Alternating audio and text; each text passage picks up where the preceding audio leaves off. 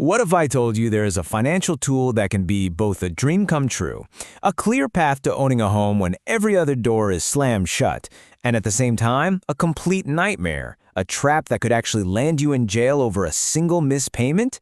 Well, today, we're diving deep into the two very different worlds of rent-to-own. To really get a handle on the lifeline side of the story, we've got to start in Addis Ababa.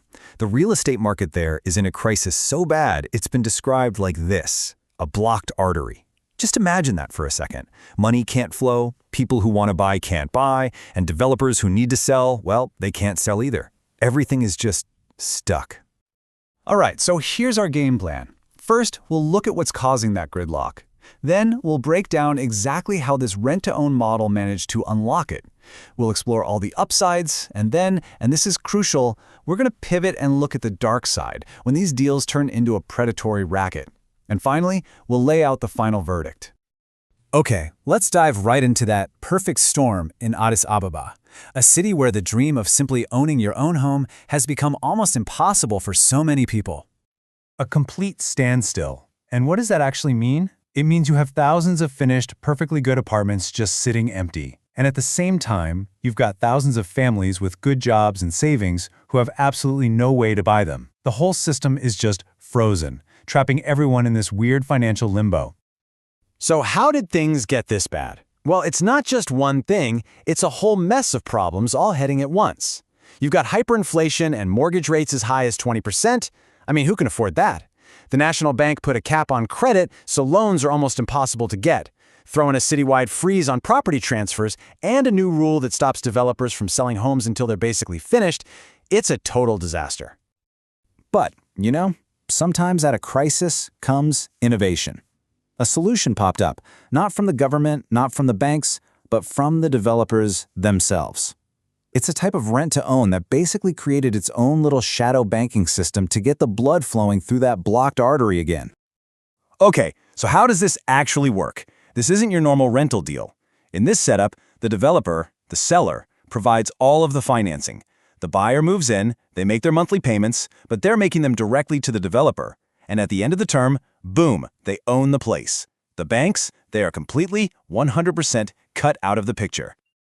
All right, let's use a real-world example to make this concrete, because the numbers are pretty wild. Let's say we're looking at a 3-bedroom apartment. The price tag is 14 million Ethiopian birr. Normally, you need a huge down payment and a bank loan you probably can't get. But with this rent-to-own deal, the buyer just needs 10% upfront. That's 1.4 million birr. And here's the key. This is not a security deposit you might get back. Nope. This is a non-refundable payment that goes directly toward buying the home. It's your first real piece of ownership. Then, for the next 5 years, it's a fixed payment of 225,000 birr a month. Now, this is the really cool part. A huge chunk of that payment, we're talking almost 70% in this case, isn't just rent disappearing into thin air. It is actively paying down the loan and building up the buyer's equity in their own home month after month. And what's really amazing is just how fast that ownership stake grows. Just look at this table. After only 1 year, the buyer already has nearly 4 million birr in credited equity. By year 5, the whole 14 million purchase price is paid off. The title gets transferred, and they own the home, free and clear. No bank involved. So yeah, it's pretty obvious how this model creates a real path forward in a completely broken market. Let's just quickly recap the big wins here, both for the person who was locked out of homeownership and for the developer who was just stuck with a bunch of empty buildings. For buyers, the advantages are huge. You completely bypass the banks. You get a few years to really solidify your job and income. Your purchase price is locked in from day one, so you don't have to worry about inflation. And that higher monthly payment, it's basically a forced savings plan that's building your wealth every single month. And it's not just the buyers who are winning. For the developers, this is an absolute lifeline. That 10% upfront fee gives them an immediate shot of cash. The monthly payments create a steady, predictable income stream. They finally get to move their unsold properties and they stop losing money on empty buildings. It literally turns a lose-lose into a win-win. So the story in Addis Ababa is pretty amazing. In that specific crisis, this model just worked. It worked brilliantly. But that brings us to the big question, the really crucial one. Is rent-to-own always this good, or can it be something much, much worse? Because now we have to flip the coin. We need to look at the other side of this story, the one you'll find in reports from consumer protection groups. This is the version where rent-to-own isn't a lifeline at all. It's a predatory racket specifically designed to take advantage of people at their most vulnerable. Just read this quote. This is a real story from an anonymous consumer.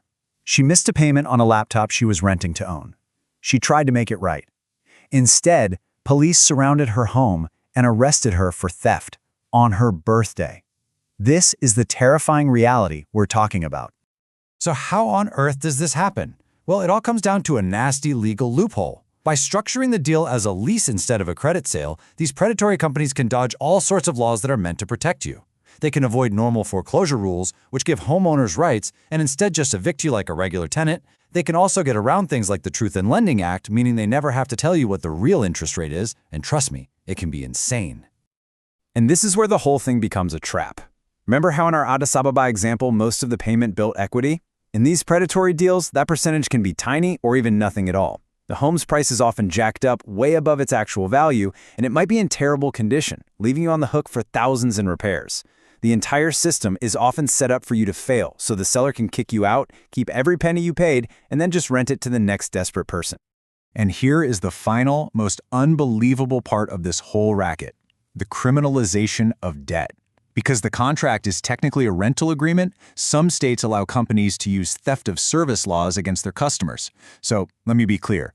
A single mispayment, which should be a civil contract issue, can be turned into a criminal theft charge. We're talking arrest warrants, felony charges. Critics call it what it is: a modern-day debtor's prison. Okay, so we've seen two completely different realities. A lifeline in one country, an absolute racket in another. How do we make sense of this? It's time to bring these two stories together and figure out the final verdict. And this really just lays it all out, doesn't it? You have the two faces of rent-to-own. On one side, it can be this amazing, creative solution that gives people access to home ownership and gets a stock market moving. But on the other, it can be a predatory trap that exploits vulnerable people, dodges regulations, and literally criminalizes being poor. The final outcome really just depends on how the deal is structured and what laws are in place to protect people. So if after all this you're ever considering a rent-to-own deal, what's the big takeaway? You have got to protect yourself. No shortcuts. Number 1, get a real estate attorney to read every single word of that contract. Number 2, get a full professional home inspection. Number 3, insist that your equity payments are held in a protected escrow account. And number 4, verify the property's title is clean. Do not skip any of these steps. Which brings us right back to our big final question. Is rent-to-own a genuinely innovative tool that can fix broken markets? Or is it a dangerous loophole in the law that puts families at incredible risk? As we've seen today, the really unsettling answer seems to be, it's both.